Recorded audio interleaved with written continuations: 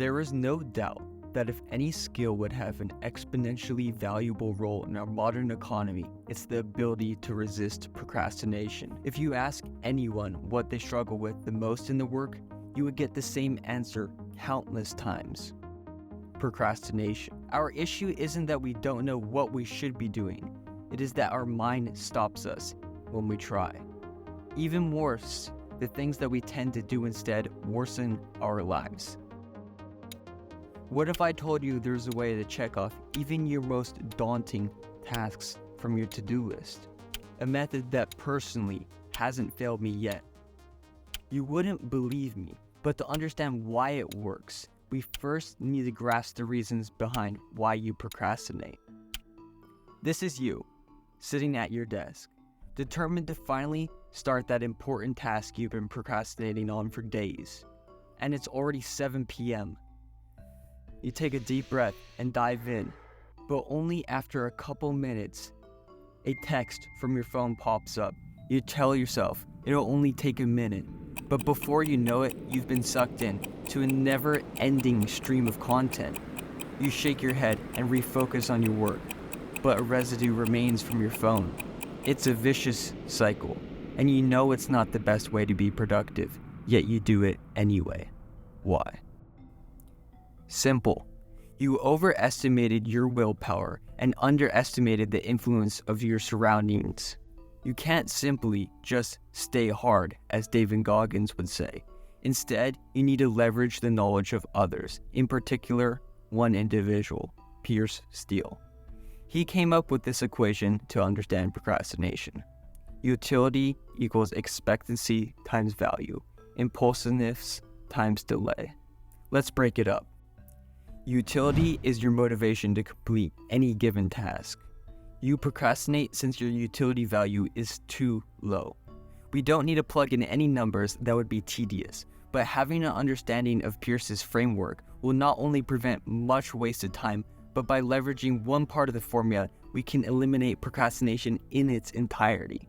But first, expectancy. Simply put, it is your confidence that you can get a task done.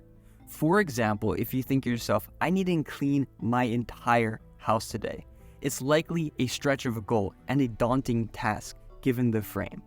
Compared to, I just need to clean my kitchen countertop, a much more doable task, making you score better in expectancy. Here's a quick tip. On a to-do list or any equivalent, get more specific. For example, instead of writing, start the paper for English, write, generate ideas for thesis statement.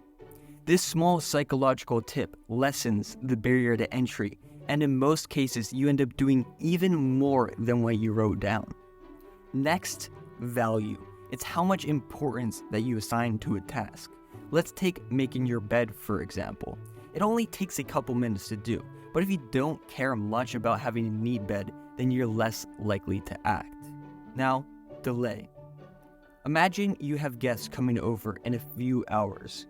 You'll probably start cleaning and tidying up your place right away. But if nobody were coming to your house for the next few weeks, the delay would be much greater, making it more likely to put off the task until you needed it to get done. Most importantly, and likely the cause of your procrastination, comes from impulsiveness. This refers to your susceptibility to distractions or impulsive behavior. Understanding the factors of impulsiveness will leave no more excuses for your procrastination. But there's a little more to get into.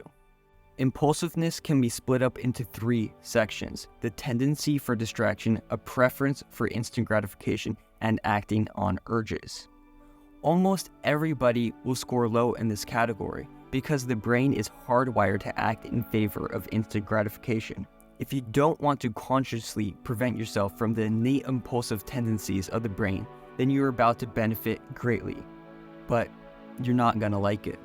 The fix is simply to limit your options. Furthermore, make any alternative to the thing you're trying to get done less appealing. How might you do that? Leveraging a feeling not just you, but the entire human species in general hate even more than what you've been putting off. Let me share with you one of the most captivating studies that I've discussed before, and we'll keep mentioning. In the initial stage of the study, participants were placed in plain rooms with minimal furnishings and were asked to sit down without any distractions, such as their phones, and to simply think for just about 15 minutes. When the instructors asked them to rate their experience, the answers were almost universally negative. Why? The simple answer was that they were bored. However, in the second round of testing, they changed just one variable by adding a button to the table. When pressed, the button inflicted mild electric shocks. Despite this, the majority of participants, both male and female, pressed the button repeatedly rather than bore themselves with their thoughts. This cured my procrastination, and it can cure yours too. If you want to get something done, lock yourself in a room, public park, a coffee shop. It doesn't matter all that much as long as there's nothing more entertaining than your work, and allow yourself to become bored. Eventually, that disgusting work you need to get done becomes a little more bearable, and you end up doing it because it's better than the pain of being bored and alone with your thoughts. Don't believe me? Give it a try.